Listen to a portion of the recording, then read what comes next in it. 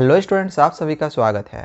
बच्चों, अगर आप अभी क्लास 10th या फिर 12th में हो और आपकी बोर्ड परीक्षा होने वाली है तो आज का यह वीडियो आप सभी स्टूडेंट्स के लिए बहुत ही ज़्यादा इम्पॉर्टेंट रहने वाली है, क्योंकि आज की इस वीडियो में मैं आप लोग को कुछ ऐसी कॉमन मिस्टेक्स के बारे में बताने जा रहा हूँ जो स्टूडेंट्स हर साल इन गलतियों को करते हैं और इसके वजह से उनका रिजल्ट पूरा ख़राब हो जाता है या फिर रिजल्ट पेंडिंग में चला जाता है, जिससे कि उनकी रिजल्ट निकल ही नहीं पाती है। तो आप लोग को इन गलतियों को बिल्कुल भी नहीं करना है, तो वीडियो को आप शुरू से लास्ट तक देखते रहें ताकि इस तरह की गलती आप ना करो।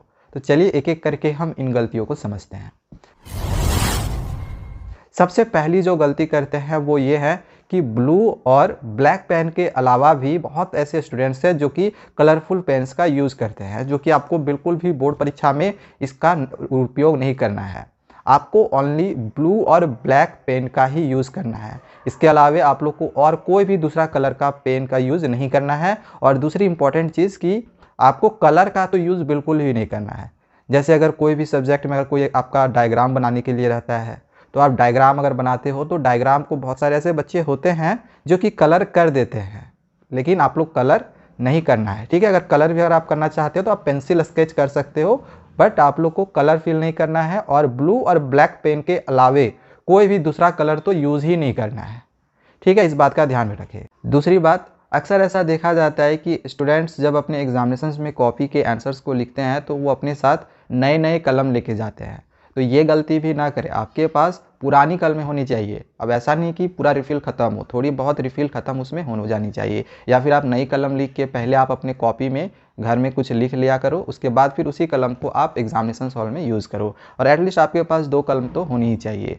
नई कलम से क्या होगा कि आपकी जो राइटिंग है वो स्लो हो जाएगी। और आपको पता है कि एग्जामिनेशन में आपको समय बचाना है, समय आप लोग को मिलता नहीं है। और इस बार देखा गया है कि आपकी जो क्वेश्चंस की संख्या है वो बढ़ाई गई है, क्योंकि ऑब्जेक्टिव क्वेश्चन ज़्यादा कर दिया गया है। तो आपकी जो राइटिंग है वो थोड़ी सी फास्ट होनी चाहिए। और नए कलम का अगर आप यूज़ करोगे तो उसमें राइटिंग स्टार्टिंग में आप देखना लिख के कि स्लो हो गया, और पुराने कलम से लिखोगे तो वो थोड़ी सी फास्ट रहती है, लिखने में थोड़ा सा प्रॉब्लम होता है नया कलम से। तो दूसरी गलती ऐसा नहीं करना कि आप कोई भी नया कलम खरीद के एग्जामिनेशन हॉल में लिखना शुरू करोगे, या फिर एग्जामिनेशन हॉल में आप नया कलम लेके गए हो। नया कलम आप एक दिन पहले ले लेना, घर में उससे थोड़ा बहुत लिख लेना, और उसके बाद फिर वो तो फिर पुराना हो गया, फिर उसमें फिर आराम से आंसर्स को आप एग्जाम में लिख सकते हो। ओके, इसके बाद तीसरा जो सबसे इम्पॉर्टेंट चीज़ है कि कभी भी आप जब आंसर्स को लिखना शुरू करोगे तो देख लेना कि आपका जो क्वेश्चन पेपर मिला हुआ है उसमें कौन सा सेक्शंस आप लोग को ज़्यादा इजी लग रहा है, उसी से बनाना शुरू करना। कहा जाता है first impression is last impression.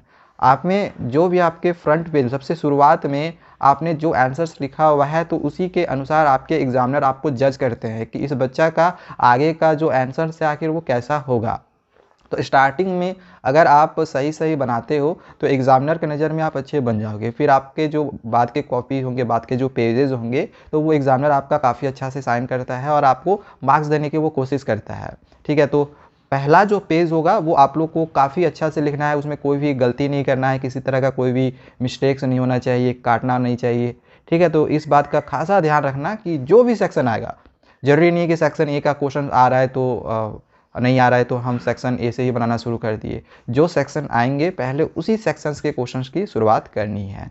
ठीक है, ध्यान रखना पहला पेज में काटना बिल्कुल भी नहीं है।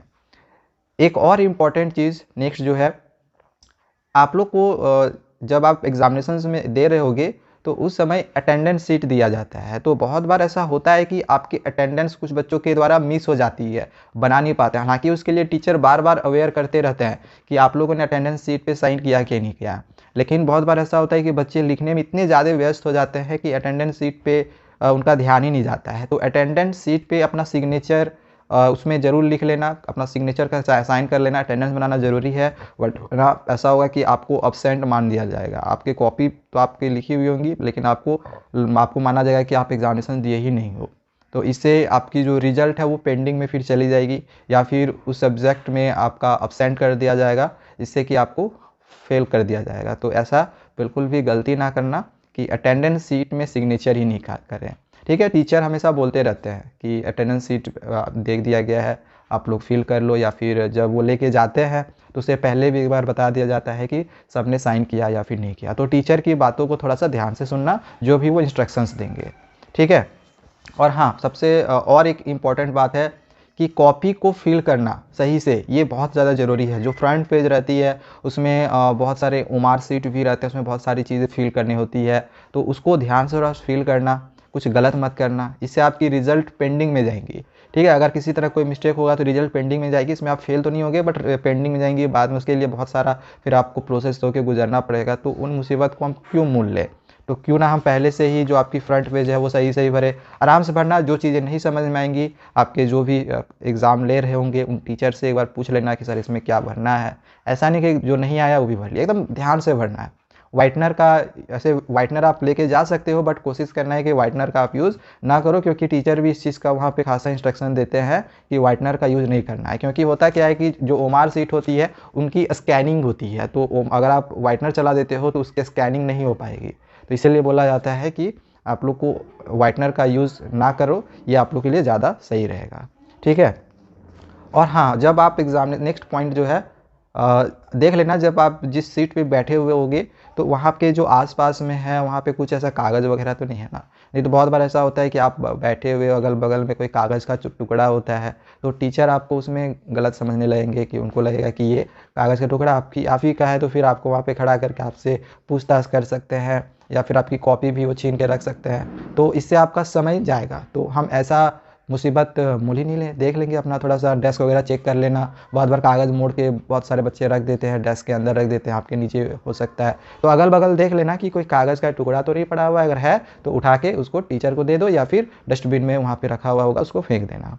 ठीक है, और एक चीज़ की आंसर्स लिखते समय बहुत बार ऐसा देखा जाता है कि बच्चे कोई गाना या फिर कोई शायरी अपने कॉपी में लिख देते हैं, क्योंकि ऐसा बहुत बार सुनने को मिलता है, देखने को मिलता है कि लोगों के द्वारा बताया जाता है कि अगर आप कुछ भी नहीं आएगा तो कुछ भी लिख देना।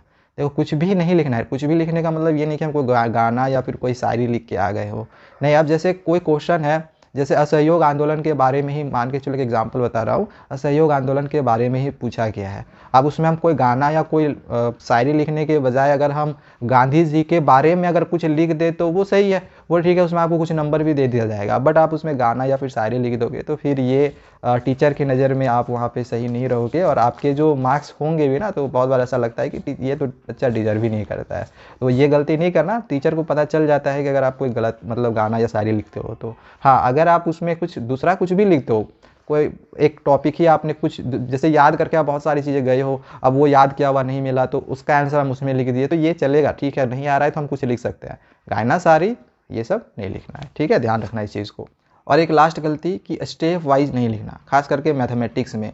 ये क्लास 10th का हो या फिर 12th की हो, दोनों बच्चे क्या करते हैं कि अगर उनको कोई आंसर्स आता है तो फटाफट लिखना शुरू कर देते हैं, वो गिवन नहीं देते हैं क्वेश्चन में क्या दिया हुआ है, क्या लाना है। तो ध्यान रखना इस चीज़ को कि पहले जो क्वेश्चन में दिया हुआ है उसको लिखो, फिर क्या लाना है उसको लेके आओ। स्टेप वाइज एक एक स्टेप को मेंशन करना है, कोई स्टेप छोड़ना नहीं है। स्टेप छोड़ोगे जैसे आपको आएगा, जैसे बहुत बार ऐसा होता है कि हमारी जो कैलकुलेशन होती है वो फास्ट होती है, मुझे आ रहा होता है तो डायरेक्टली हम आंसर्स को लिख लेते हैं। ठीक है, डायरेक्टली हम आंसर्स को लिख लेंगे, लेकिन उसमें क्या होगा कि आपके मार्क्स उसमें कट जाएंगे, क्योंकि बोर्ड एग्जाम्स में कॉपियों की जो साइन होती है वो स्टेप मार्किंग होती है। तो आपको स्टेप वाइज मार्क्स दिए जाते हैं, चाहे आपका नीचे में आंसर्स आया हो या फिर नहीं आया हो। अगर आपका नीचे पूरा आंसर आ गया, आपका सारा स्टेप सही है, तो आपको फुल मार्क्स मिलते हैं। तो ये टॉपर्स की स्ट्रेटजी है कि जो टॉपर्स होते हैं ऐसे अपने आंसर्स को लिखते हैं कि कोई भी जो पॉइंट है, कोई भी स्टेप जो है वो छोड़ते नहीं हैं।